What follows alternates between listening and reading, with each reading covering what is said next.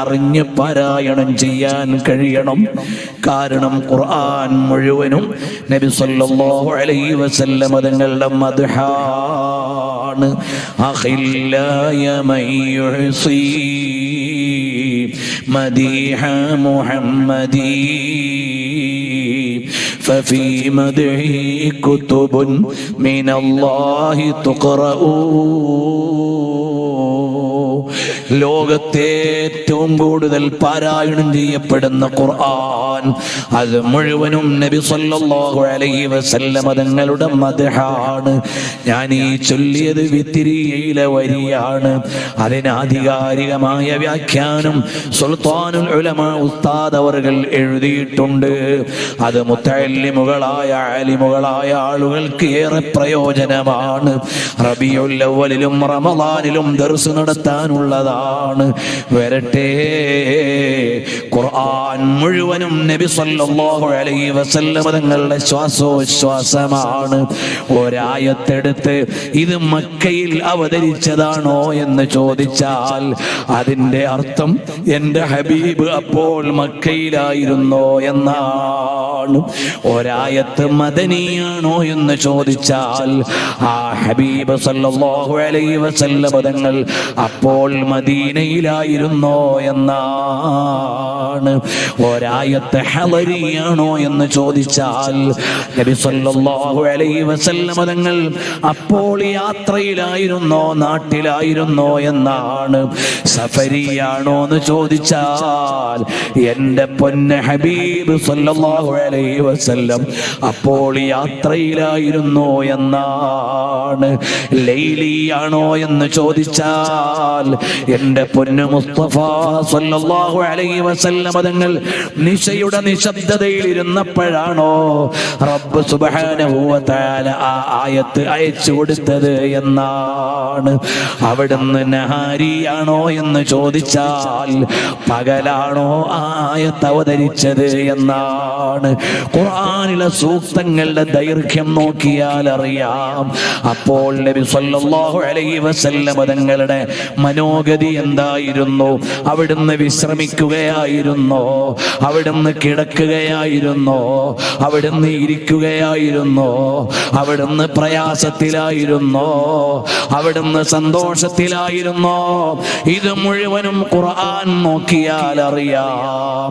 ഹബീബായ സല്ലല്ലാഹു അലൈഹി വസല്ലം തങ്ങൾ പരിശുദ്ധമായ ഖുർആൻ സ്വീകരിച്ചിട്ട് ഖദീജ റളിയല്ലാഹു അൻഹയുടെ സന്നിധിയിൽ വന്ന് കിടക്കുമ്പോൾ സാധാരണ ഒരു രോഗിയെ കാണാൻ പോയാൽ നമ്മൾ ആ രോഗിയോട് മെല്ലെ മെല്ലെ കൊച്ചു വാചകങ്ങളല്ലേ പറയുക. അതുപോലെ ആ സമയത്ത് അവതരിച്ച സൂക്തം നോക്കൂ. യാ അയ്യുഹൽ മുസമ്മിൽ യാ അയ്യുഹൽ മുദ്ദസിർ. ദൈർഘ്യം കുറഞ്ഞ സൂക്തങ്ങളാണ്. അതാ വിശ്രമിക്കുന്ന ആളോട് എന്തേ രോഗം സുഖമുണ്ടോ? ചികിത്സ എങ്ങനെയുണ്ട്? വിശ്രമം കഴിയാനായോ? നമുക്ക് പരിപാടിക്ക് പോകണ്ടേ എന്ന കൊച്ചു കൊച്ചു വാചകം ചോദിക്കും പോലെയാണ് യാ അയ്യുഹൽ മുസമ്മിൽ ഇറങ്ങിയത്, യാ അയ്യുഹൽ മുദ്ദസിർ ഇറങ്ങിയത്. ഖുർആനിൽ ഒരു പേജ് ദൈർഘ്യമുള്ള സൂക്തമില്ലേ സാമ്പത്തിക വ്യവഹാരത്തെ കുറിച്ച്?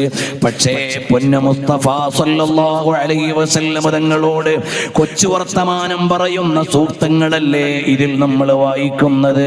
ഹബീബായ സല്ലല്ലാഹു അലൈഹി വസല്ലം തങ്ങളെ ആക്ഷേപം പറഞ്ഞപ്പോൾ അല്ലാഹു തആല അത് ഏറ്റെടുത്തു.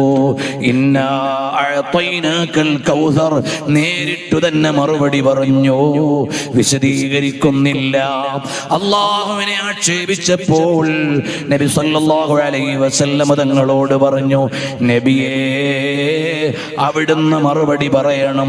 ഖുൽ ഹുവല്ലാഹു അഹദ് അല്ലാഹുസ് സമദ് ലം യലിദ് വലം യൂലദ് വലം യകുൽ ലഹു കുഫുവൻ അഹദ്.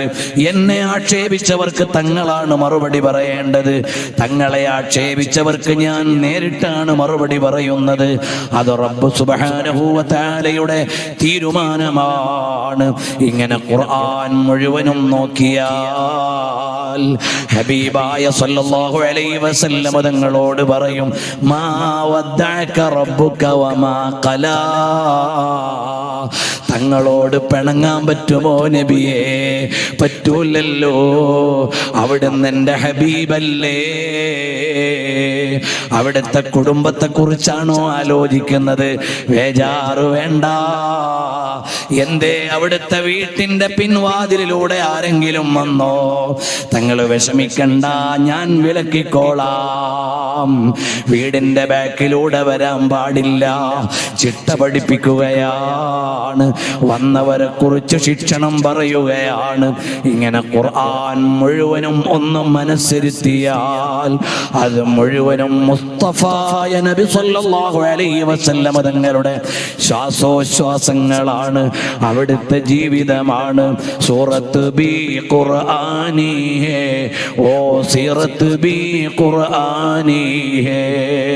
ഓ ഉമ്മമാരെ, ഞാൻ നീട്ടി സംസാരിക്കുന്നില്ല. ഉസ്താദ് അവരുടെ സന്നിധിയിൽ പറയുന്നത് അത്ര ഉചിതമല്ല, ദീർഘിപ്പിക്കാൻ പാടില്ല. പക്ഷേ ഈ മജ്‌ലിസ് ഒന്ന് മദീനയിലെത്തണം. അവിടുത്തേക്ക് എത്തിക്കാനുള്ള ഒരു ഗുരുവര്യരുടെ സാന്നിധ്യത്തിലാണ്.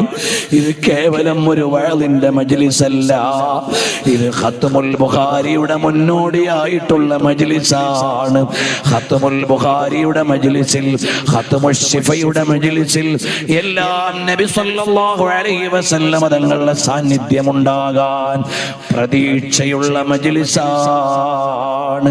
ഇബ്നു അല്ലാൻ തങ്ങളുടെ ദലീലുൽ ഫാലിഹീന്റെ കർത്താവായ ഇബ്നു അല്ലാൻ തങ്ങളുടെ ഖത്മുൽ ബുഖാരിയുടെ മജ്‌ലിസിൽ ഹബീബ് സല്ലല്ലാഹു അലൈഹി വസല്ലം തങ്ങളുടെ സാന്നിധ്യം അഇമ്മത്ത് രേഖപ്പെടുത്തിയില്ലേ? അതുപോലെ എത്രയെത്ര ഇമാമിങ്ങളുടേതാണ് ഇവിടെ ഇരുന്ന് നടത്തുന്ന ദർസ് നബി സല്ലല്ലാഹു അലൈഹി വസല്ലം തങ്ങൾ കാണുന്നുണ്ട്. ഇവിടെ ഇരുന്ന് എഴുതുന്ന രചന, സഹീഹുൽ ബുഖാരിയുടെ വ്യാഖ്യാനം ഇക്കാലഘട്ടത്തിൽ അറബിയിൽ പ്രൗഢമായി ഉസ്താദ് അവറുകൾ എഴുതുന്നുണ്ട്. ശാരിഹുൽ ബുഖാരി എന്ന് പറഞ്ഞാൽ പണ്ഡിതന്മാരുടെ ഇടയിൽ വലിയ പദവിയുള്ള സ്ഥാനമാണ്. ശാരിഹുൽ ബുഖാരിയാണ് ബഹുമാനപ്പെട്ട ഉസ്താദ് അവറുകൾ ആ കിതാബുകൾ നബി സല്ലല്ലാഹു അലൈഹി വസല്ലം തങ്ങളുടെ സന്നിധിയിൽ കാണിക്കപ്പെടും. അല്ലാഹു തആല അങ്ങനെ തന്നെ ആക്കട്ടെ. ഇമാം ഗസാലി തങ്ങളുടെ കിതാബ് കാണിച്ചു കൊടുത്തപ്പോൾ എവിടെ ഇമാം ഗസാലി എന്ന് ചോദിച്ചത് നമ്മൾ വായിച്ചിട്ടില്ലേ? അബുൽ ഖാസിം അർ-റസാഇ തങ്ങളുടെ തദ്കിറത്തുൽ മുഹിബ്ബീൻ എന്ന കിതാബ് അതെഴുതിയ ആളാരാണെന്ന് നബി സല്ലല്ലാഹു അലൈഹി വസല്ലം തങ്ങൾ അന്വേഷിച്ച് ആശീർവദിച്ചിട്ടില്ലേ? അതുപോലെ സഹീഹുൽ ബുഖാരിയുടെ വ്യാഖ്യാനം എഴുതിയവരെ നബി സല്ലല്ലാഹു അലൈഹി വസല്ലം തങ്ങൾ കാണാതിരിക്കുമോ? നോക്കാതിരിക്കുമോ? പരിഗണിക്കാതിരിക്കുമോ? ഇത് നമുക്കുള്ള ഒരു പ്രതീക്ഷയാണ്. ഓ ഉമ്മമാരെ, സ്വലാത്ത് വർദ്ധിപ്പിക്കണം. നബി സല്ലല്ലാഹു അലൈഹി വസല്ലം തങ്ങളോട് മഹബ്ബത്ത് വെക്കണം. ഹബീബായ സല്ലല്ലാഹു അലൈഹി വസല്ലം തങ്ങളുടെ മഹബ്ബത്തിൽ ലയിച്ചു ചേരുന്ന ഒരു മജ്‌ലിസായി ഇത് മാറണം. ഇത് അങ്ങ് മദീനയിൽ കാണിക്കപ്പെടണം. അല്ലാഹു നമ്മയൊക്കെ സ്വീകരിക്കും.